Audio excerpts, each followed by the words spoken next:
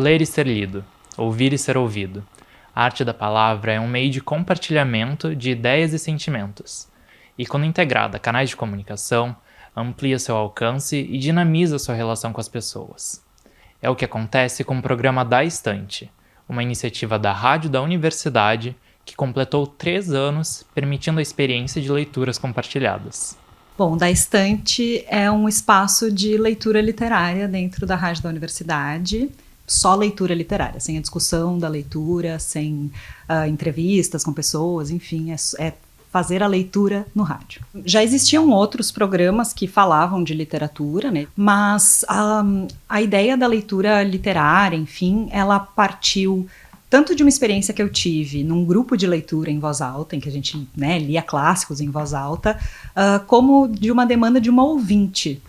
E eu acho que é um espaço muito importante de difusão, né? A gente é um país que lê pouco, e ter essa experiência de escutar a literatura, de ter a literatura por um outro meio, né, que não parar e ler um livro, é uma oportunidade de conhecer, de se encontrar com a literatura. Especificamente no Brasil, a gente tem um processo educativo muito deficiente em termos de promoção da leitura.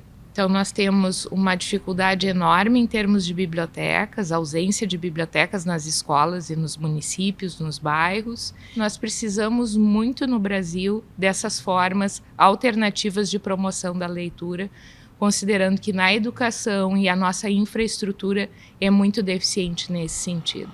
Numa imposição de vontade, despiu-se à pressa e enfiou o vestido de sair. Os dedos mal atinavam com os conchetes. Nem olhou para o espelho, na ansiedade de partir, de correr para o futuro. Eram 4 horas quando entrou no bonde que a levaria à casa do Dr. Gervásio. Colheu a cauda do vestido, dobrou sobre o rosto o seu véu de viúva, ciosa de que lhe não lessem os pensamentos na alteração do rosto. Então, a gente tem, na verdade, 2 formatos de programa, né? A gente tem, durante a semana, leituras curtas, e aí são livros que não necessariamente estão em domínio público, né? São trechos, na verdade, né? Então, são contos, crônicas, poemas, músicas, a gente lê canção também, cartas, tudo aquilo que pode ser interpretado como um texto literário. E o Diário da Enchente foi, enfim, né, logo depois desse período tão difícil que a gente viveu aqui no Rio Grande do Sul, e eu comecei a ler esses textos do blog, assim, e me tocar muito, porque todos nós sofremos a enchente, né, em maior ou menor grau. Eu vejo como um trabalho muito importante, porque muitas pessoas não têm acesso, né, não conheciam o blog, por exemplo. Foi a primeira vez que a gente fez 2 semanas de um tema, né.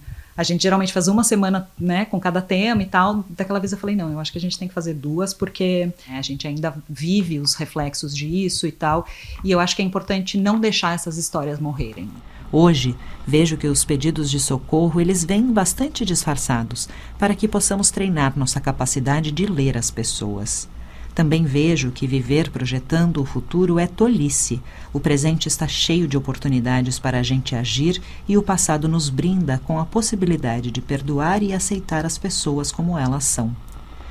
Eu falei da questão do formato do programa, né, dele ser um programa durante a semana temático e tal, e nos domingos a gente lê obras completas, né. Também foi uma questão que eu apresentei quando surgiu a proposta, porque é muito difícil a gente ter, né, esse tempo para ler um romance. E aí eu pensei, poxa, a gente podia ir lendo por capítulos, ou enfim, né, dividir de alguma maneira esses livros. Por muito tempo a gente fez com convidados também, né, a gente convidava pessoas como se fosse um clube de leitura, um grupo de leitura, assim, né. Mas o livro é enfadonho, cheira a sepulcro, traz certa contração cadavérica. Vício grave, e aliás ínfimo, porque o maior defeito deste livro és tu, leitor. Tu tens pressa de envelhecer e o livro anda devagar.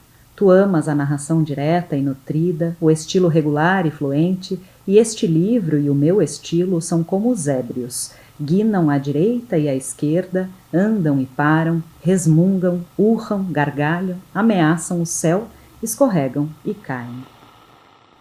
Ao verme que primeiro roeu as frias carnes do meu cadáver, dedico como saudosa lembrança estas memórias póstumas. A oportunidade de ouvir o texto ou ler em voz alta permite uma experiência sensorial com a qual muitas pessoas não estão acostumadas.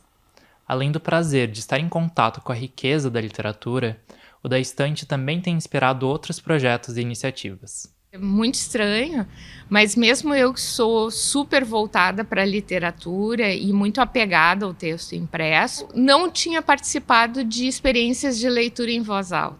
Quando a Liz e a Mari me convidaram para ler Memórias Póstumas, eu me deparei com o desafio de ler um texto que eu já conhecia muito bem, mas em voz alta, expressar um sentimento em voz alta, e percebi ali o quanto a experiência de leitura mudava. Ela saía de uma experiência individual e passava a ser uma experiência social, uma experiência de convencimento e de transparecer um sentimento em relação ao texto, né? Que a gente só sente na cabeça, mas não necessariamente transparece. Com aquela experiência, me ocorreu de trazer essa experiência para a biblioteca e a partir de um texto curto, que as pessoas não precisariam se encontrar várias vezes para ter uma noção do conteúdo. Então, um texto curto, um conto. Por mais que eu goste muito de literatura, por mais que eu tenha me formado em letras, eu me vi num momento, quando a gente começou o programa, em que eu não estava lendo muito, porque eu não estava conseguindo ler literatura, não tinha tempo, não tinha cabeça, a gente estava no meio de uma pandemia, e eu acho que eu consegui reintroduzir a literatura na minha vida, assim, de uma maneira muito cotidiana. Faz parte do meu dia a dia ler literatura, pesquisar literatura. Foi uma maneira de sistematizar a literatura no meu cotidiano de novo, assim. Eu, sábado passado, ainda estava ouvindo um programa com uma entrevista com o Vitor Ramil, onde ele dizia assim, não que eu vou me comparar com ele, porque é longe da leitura do Vitor, o Vitor lê desde sempre. E aí ele dizia assim, eu sou um leitor indisciplinado, não tenho metodologia para ler, a minha leitura é caótica. Esse sou eu.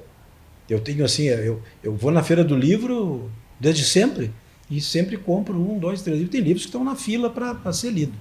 Eu nem comecei. Aquela preguiça que eu tenho de ler, e a visão também já não ajuda, né? Então só que aquilo me desperta a vontade de ouvir aquilo e depois ler. Eu não leria o Dom Quixote sozinha, sabe? São 1.200 páginas de livro. Eu não sentaria sozinha na minha casa e falar, agora eu tenho tempo de ler isso aqui, sabe?